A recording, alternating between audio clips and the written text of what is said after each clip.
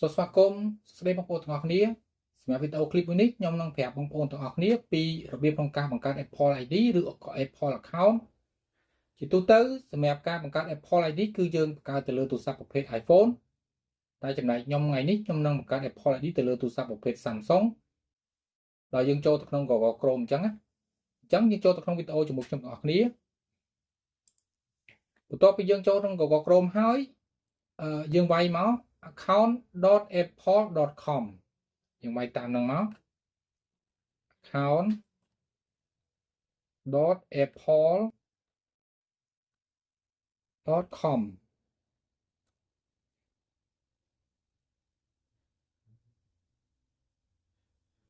អញ្ចឹងមកដល់កន្លែងនេះ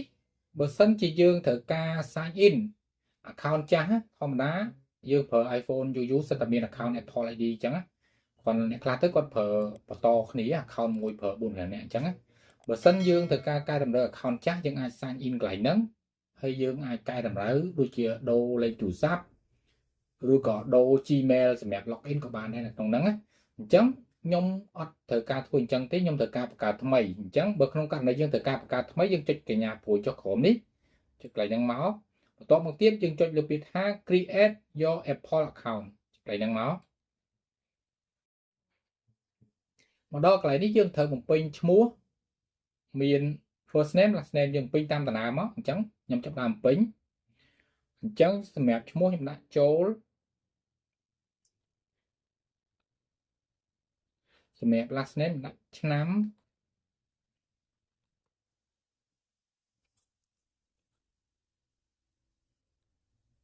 បន្ទាប់មកទៀតសម្រាប់ប្រទេសខ្ញុំដាក់ Cambodia នេះ Cambodia បន្ទាប់មកខែខ្ញុំដាក់ខែ5ថ្ងៃ6 2007នេះគ្រាន់ថាជាវីដេអូខ្ញុំធ្វើតេស្តខ្ញុំនឹងកែតម្រូវនៅពេលខាងក្រោយអញ្ចឹងអញ្ចឹងខែ5ថ្ងៃ6 2007បន្ទាប់មកទៀតកន្លែងនេះយើងត្រូវដាក់ Gmail បញ្ចូលអញ្ចឹងសម្រាប់ Gmail ខ្ញុំដាក់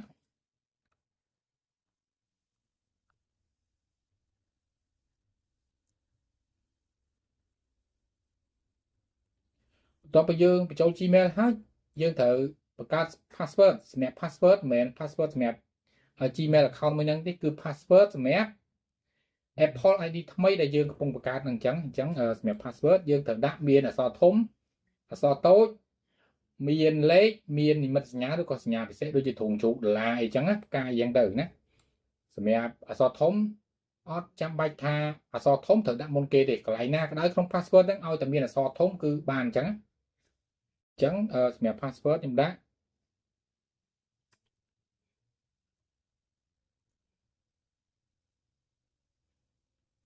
ទ្រង់ជ្រូកដុល្លារ168តមកទៀតវាយ password ដដែលហ្នឹងចូលកន្លែងហ្នឹងម្ដងទៀត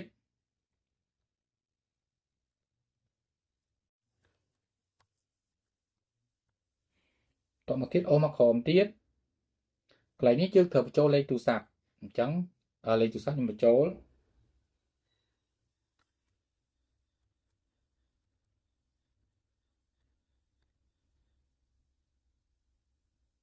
តមកទៀតយើងអូសចូលមកក្រោមទៀតនេះកន្លែងនេះយើងអាច text message ឬក៏ phone call អញ្ចឹងបើយើង text message គឺគេផ្ញើសារឲ្យបើយើង text phone call គឺគេ call មកអញ្ចឹងវាអត់មានអីពិបាកស្ដាប់ទេគ្រាន់តែគេ call មកយក code ហើយគេហៅលេខហ្មងអញ្ចឹងតែជាទូទៅយើង text message មកគេផ្ញើសារឲ្យវាស្រួលអញ្ចឹងតមកទៀតអូសមកទៀតមកដល់កន្លែងនេះយើងត្រូវវាយឲ្យដូចតែគេឲ្យនេះគេឲ្យអក្សរធំយើងវាយធំវាឲ្យអក្សរតូចយើងត្រូវវាយតូចបើយើងអត់ច្បាស់ទេយើងអាចចុចnew code ឬក៏យើងវាយទៅអត់ត្រូវក៏យើងអាចវាយសារថ្មីបានអញ្ចឹងអត់អីទេកន្លែងហ្នឹងអញ្ចឹងខ្ញុំវាយលេខ6អក្សរ n ធំអក្សរ y ធំអក្សរ d ធំលេខ2តមកទៀតយើងអូសមកក្រោមអញ្ចឹងមាន continue យើងចុច continue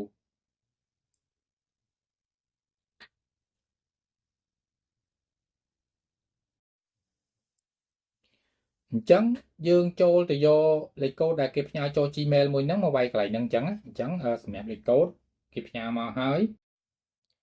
82 75 42 75 42 75 42បន្ទាប់មកយើងចុច continue ទៀតអញ្ចឹងមកដល់កន្លែងនេះយើងត្រូវទៅយកលេខកូដមកតង់ទៀតដែលគេផ្ញើចូលលេខទូរស័ព្ទដែលយើងបានភ្ជាប់មិញហ្នឹងអញ្ចឹងយកលេខកូដមកវាយចូលកន្លែងហ្នឹង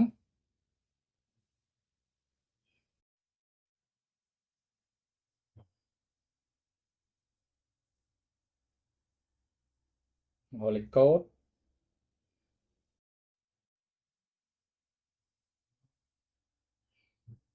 អញ្ចឹងសម្រាប់លេខកូដ83 7គុណ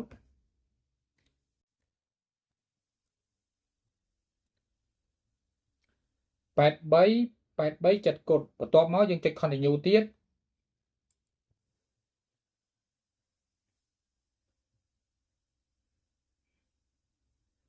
យើងរកចាំតិចទៅអាចតកតងនឹងអ៊ីនធឺណិតដែរយើង slow យើងយូរហើយអញ្ចឹងមកដល់កន្លែងហ្នឹងយើងត្រូវមើល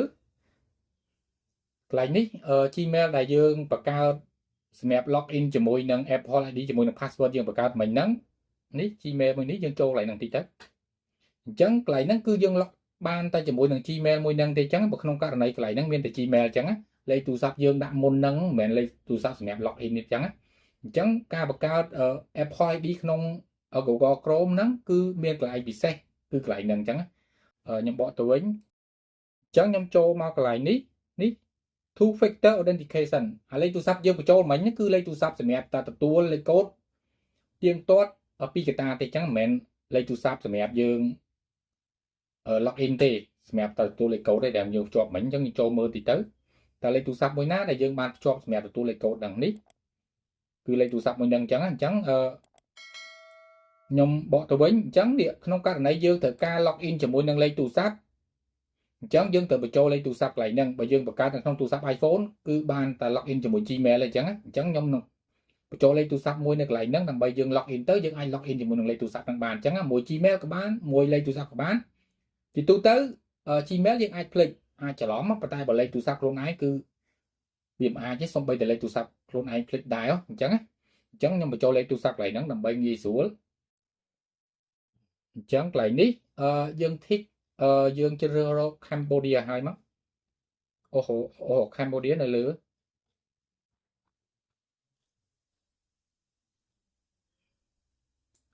នេះ Cambodia +855អញ្ចឹងបន្ទាប់មកយើងវាយលេខទូរស័ព្ទចូលអញ្ចឹងលេខទូរស័ព្ទខ្ញុំមិនហ្នឹងខ្ញុំដាក់លេខហ្នឹងហ្មង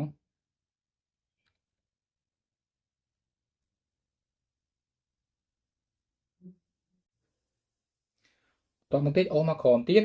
យើងឲ្យគេ tick text message ដែរបន្ទាប់មកយើងចុច continue ទៀតនេះ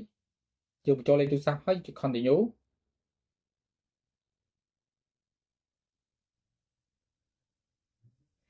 យើងយកលេខកូដដែលគេផ្ញើចូលមកវាយចូលកន្លែងហ្នឹងម្ដងទៀតអញ្ចឹង34 72 22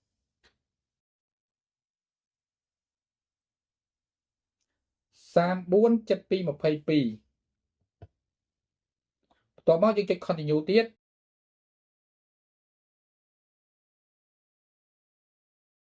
អញ្ចឹងសម្រាប់លេខទូរស័ព្ទមួយហ្នឹងយើងបានភ្ជាប់នៅក្នុង account Apple ហ្នឹងហើយណាអញ្ចឹងនៅពេលដែលយើង log in គឺយើងអាច log in ជាមួយនឹងលេខទូរស័ព្ទជាមួយនឹង Gmail មួយហ្នឹងអញ្ចឹងការបង្កើតរបៀបហ្នឹងគឺវាមានភាពងាយស្រួលអញ្ចឹងដូចខ្ញុំថាអញ្ចឹង Gmail យើងអាចភ្លេចប៉ុន្តែបើយើងភ្ជាប់មួយលេខទូរស័ព្ទយើងសម្រាប់ log in សូម្បីតែលេខទូរស័ព្ទខ្លួនឯងភ្លេចដែរវាមិនមែនអញ្ចឹងទេចង់និយាយអញ្ចឹងវាងាយស្រួលអញ្ចឹងសម្រាប់វីដេអូក្នុងការបង្កើតនេះគឺមានប៉ុណ្ណឹងដូចខ្ញុំប្រាប់មុនអញ្ចឹងបើយើងបង្កើតក្នុង iPhone លេខទូរស័ព្ទដែលយើងបញ្ចូលទៅមិនមែនជាលេខទូរស័ព្ទសម្រាប់យើង login account ទេគឺលេខទូរស័ព្ទយើងសម្រាប់នេះឥឡូវនេះ two factor authentication នេះអញ្ចឹងសម្រាប់តែយើងទទួលលេខកូដពេលដែលយើង login ដល់យើងបានលេខកូដហ្នឹងបានយើងអាច log ជាមួយនឹង Gmail ចូលអញ្ចឹងវាកន្លែងហ្នឹងតែបើយើងមានលេខទូរស័ព្ទហ្នឹងហើយយើង log ជាមួយលេខទូរស័ព្ទវាទៅវាស្រួលអញ្ចឹងនេះកន្លែងនេះឃើញទេតែសំខាន់គឺកន្លែងហ្នឹងហើយកន្លែងហ្នឹងក៏យើងអាចដូរបានថ្ងៃក្រោយយើងអាចដូរដាក់ Gmail ផ្សេងយើងដក Gmail ចាស់ក៏បានដែរកន្លែងហ្នឹងវាទលំទលាយអញ្ចឹងសម្រាប់វីដេអូក្នុងការបង្កើត Apple ID ទៅលើទូរស័ព្ទប្រភេទ Samsung